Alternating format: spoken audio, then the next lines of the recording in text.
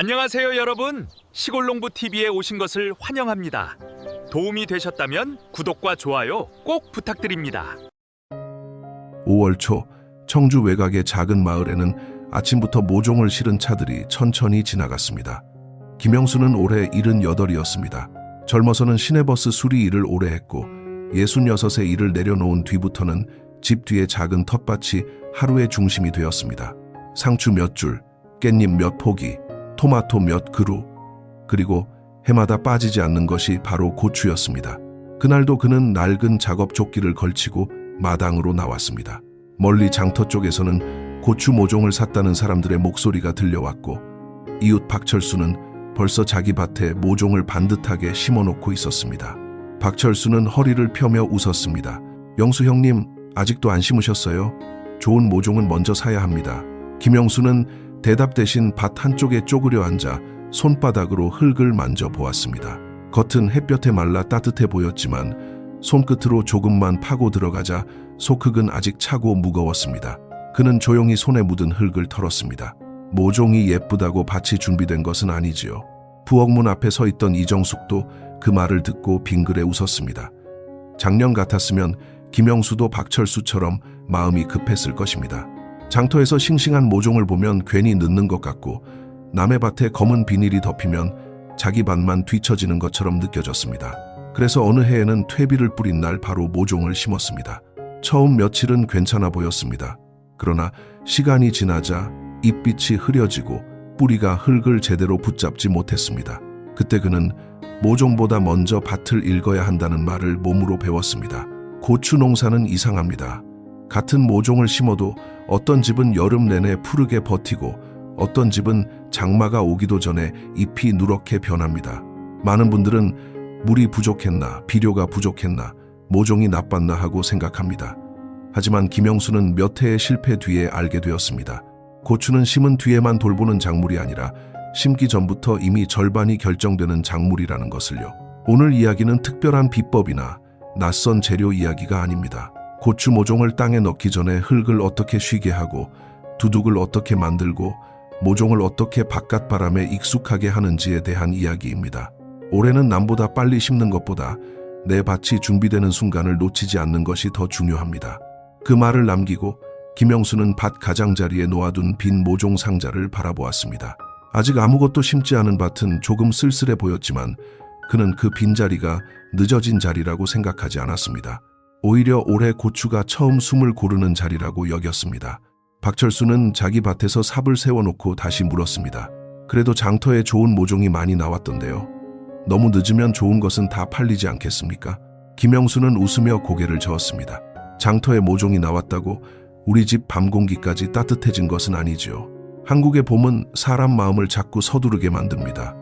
낮에는 햇볕이 제법 따갑고 얇은 옷만 입어도 땀이 날 때가 있습니다. 그래서 이제는 괜찮겠지 싶어 고추 모종을 밭에 옮겨 심습니다. 하지만 해가 지고 나면 이야기가 달라집니다. 청주 외곽의 밤 공기는 아직 차갑게 내려앉고 새벽에는 땅속 온도도 생각보다 쉽게 올라오지 않습니다. 고추는 겉으로 보기보다 따뜻한 흙을 좋아하는 작물입니다. 차가운 흙에 들어가면 바로 죽지는 않아도 뿌리가 마음 놓고 뻗지 못합니다. 잎은 그대로 붙어 있지만 새순이 늦고 줄기는 살아있는 듯 보여도 속으로는 힘을 모으지 못합니다. 김영수도 예전에는 그것을 몰랐습니다. 남들이 심는 날을 자기 날로 삼았고 장터에서 모종을 산 오후에 바로 밭에 넣었습니다. 그때는 일을 빨리 끝낸 것 같아 마음이 편했습니다. 하지만 보름이 지나도 고추는 거의 자라지 않았습니다. 옆집 고추와 비교하면 더 조급해졌고 그는 물을 더 주고 비료도 더 주었습니다. 그런데도 나아지지 않았습니다. 나중에야 그는 알았습니다.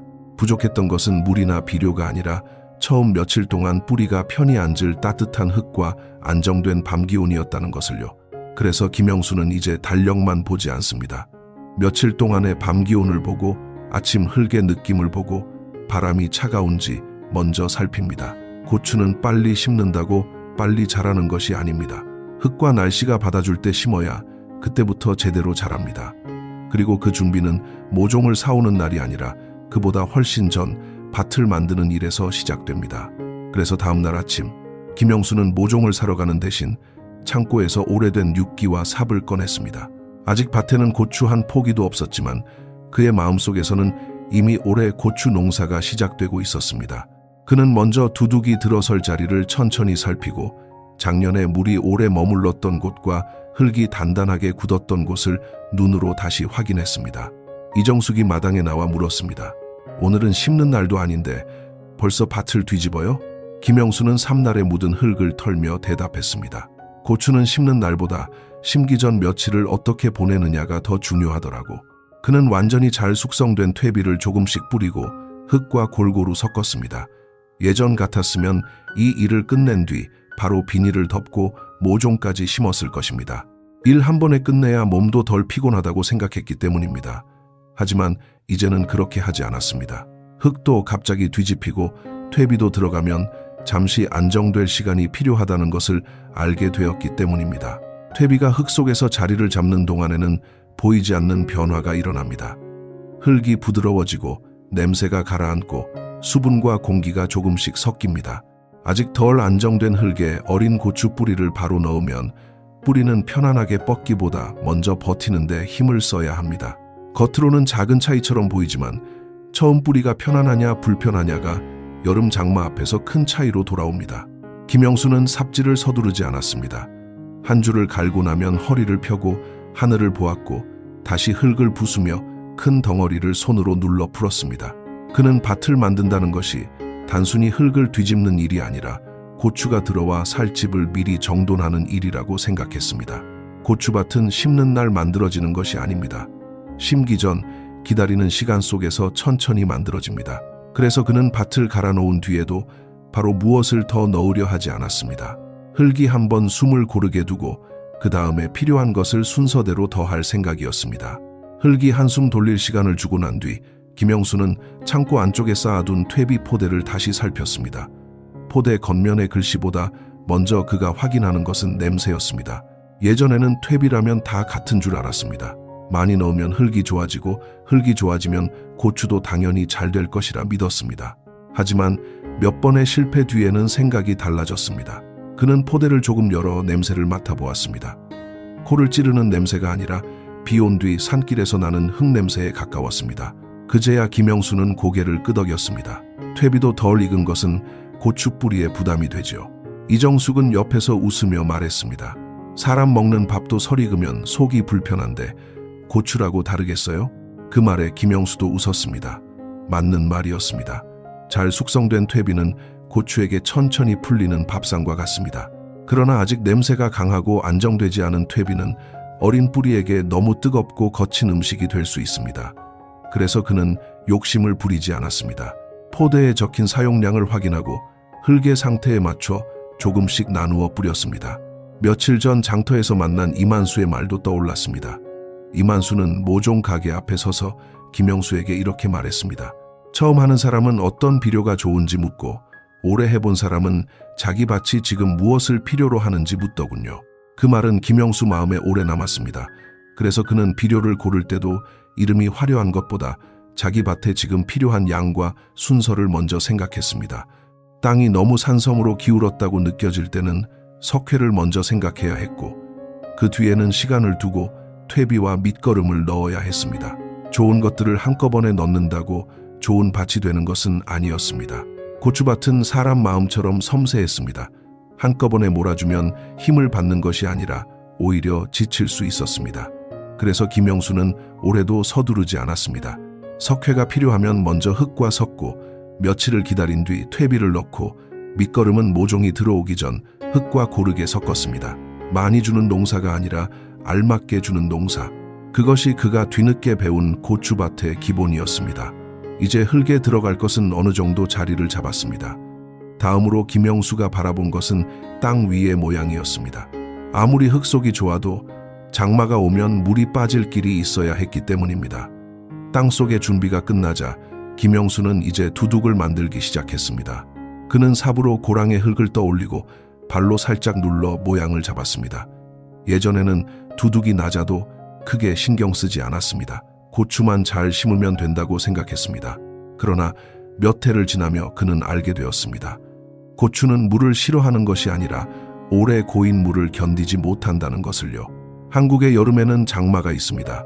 하루 이틀 비가 오는 정도가 아니라 밤새 빗소리가 지붕을 두드리고 아침에도 흙이 젖어 있는 날이 이어집니다.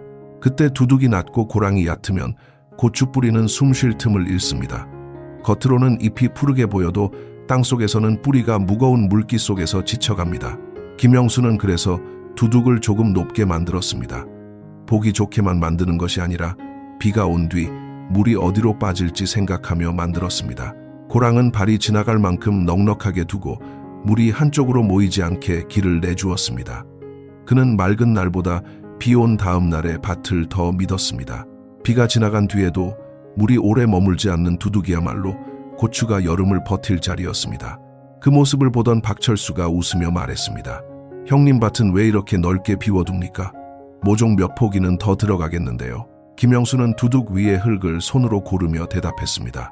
지금은 비어 보이지요. 7월이 되면 이 빈자리가 바람길이 됩니다. 고추는 자라면서 가지를 사방으로 펼칩니다. 처음에는 작은 모종이라 가까이 심고 싶지만 시간이 지나면 잎과 잎이 겹치고 비 온 뒤에 바람이 통하지 않습니다. 그러면 잎이 늦게 마르고 밭 전체가 답답해집니다. 그래서 김영수는 포기 사이를 넉넉히 두었습니다. 고추 사이로 햇빛이 들어가고 바람이 지나가고 사람이 허리를 숙여 살필 길도 남겨두었습니다. 그는 많이 심는 것보다 오래 건강하게 키우는 것이 더 낫다고 생각했습니다. 두둑을 높이고 고랑을 열고 사이를 비워두는 일은 당장은 빈틈처럼 보입니다. 하지만 고추에게는 그 빈틈이 여름을 지나갈 숨구멍이 됩니다. 이제 남은 것은 그 숨쉬는 두둑 위에 흙의 온기와 수분을 지켜줄 덮개를 씌우는 일이었습니다. 두둑이 제 모양을 갖추자 김영수는 검은 비닐을 꺼내 마당 한쪽에 펼쳐놓았습니다. 바람이 불 때마다 비닐 끝이 살짝 들썩였지만 그는 바로 덮지 않았습니다. 먼저 손으로 두둑의 흙을 다시 만져보았습니다. 겉흙은 보송했지만 속에는 아직 알맞은 물기가 남아 있었습니다. 며칠 전 내린 비가 흙 속에 조용히 스며 있었던 것입니다. 김영수는 혼잣말처럼 말했습니다. 비닐은 마른 땅에 덮는 덮개가 아니라 살아있는 물기를 지켜주는 이불이지요. 검은 비닐은 고추밭에서 여러 일을 해줍니다. 봄에는 차가운 흙을 조금 더 따뜻하게 붙잡아주고 여름이 가까워지면 흙 속 수분이 쉽게 날아가지 않게 도와줍니다.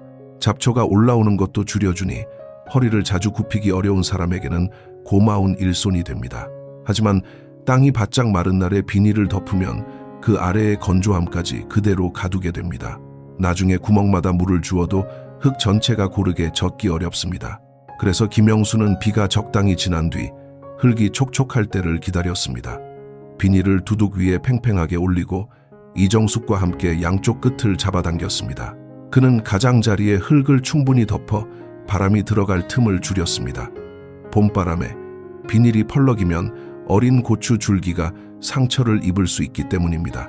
그는 밭을 조금 크게 하는 해에는 비닐을 덮기 전 가운데에 가는 물길 호스를 미리 놓기도 했습니다.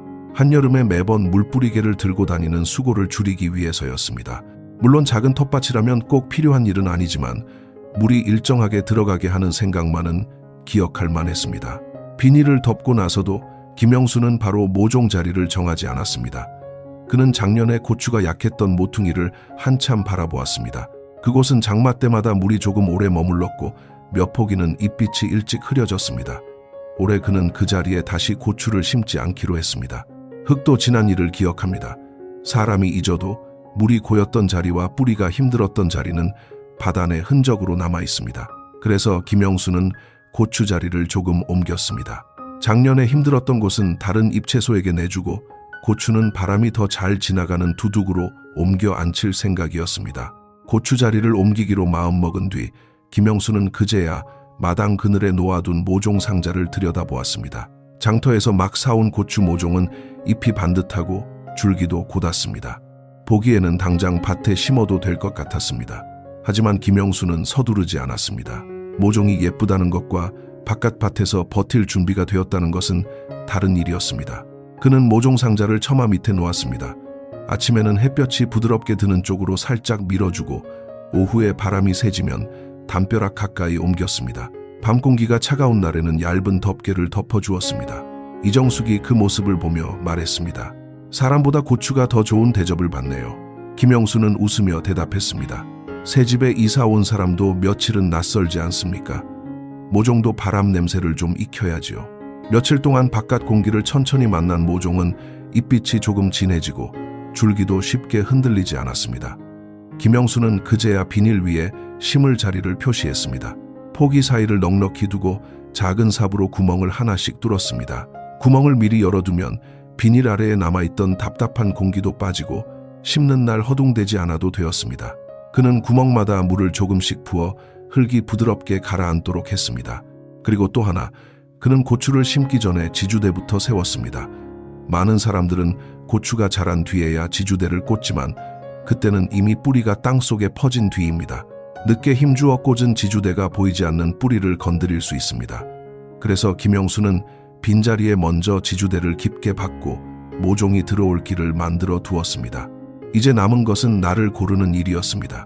밤 기온이 안정되고 바람이 너무 거칠지 않은 맑은 날. 그날이 오면 고추 모종은 준비된 흙으로 들어갈 것입니다. 며칠 뒤 밤 공기가 한결 부드러워진 아침이 왔습니다. 김영수는 마당에 서서 준비된 고추밭을 바라보았습니다. 검은 비닐은 바람에 흔들리지 않게 단단히 눌려 있었고 지주대는 아직 빈자리 옆에서 조용히 서 있었습니다. 모종은 처마 밑에서 며칠 동안 바깥 공기에 익숙해졌고 흙은 급하게 뒤집힌 뒤 충분히 숨을 고른 상태였습니다. 그는 그제야 마음이 놓였습니다. 남보다 늦은 것이 아니라 밭이 받아들일 때까지 기다린 것이었습니다. 고추 농사는 빨리 심는 사람이 이기는 일이 아니었습니다. 흙이 차가운지 살피고 퇴비가 안정될 시간을 주고 두둑을 높여 물기를 만들고 고추 사이에 바람이 지날 자리를 남겨두는 사람이 여름을 조금 더 편하게 지나갑니다.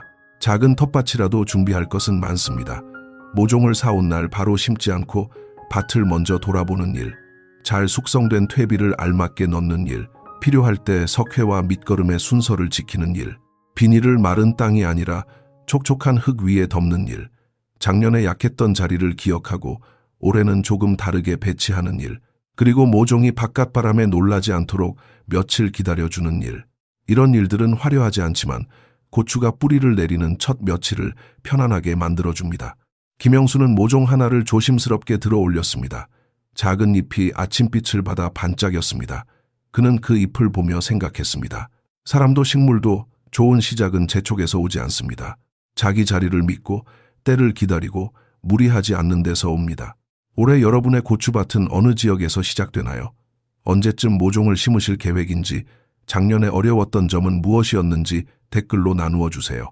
이 이야기가 작은 텃밭을 준비하는 데 도움이 되었다면 구독과 좋아요로 함께 해주세요. 다음에도 무리하지 않고 오래가는 텃밭 이야기로 찾아뵙겠습니다.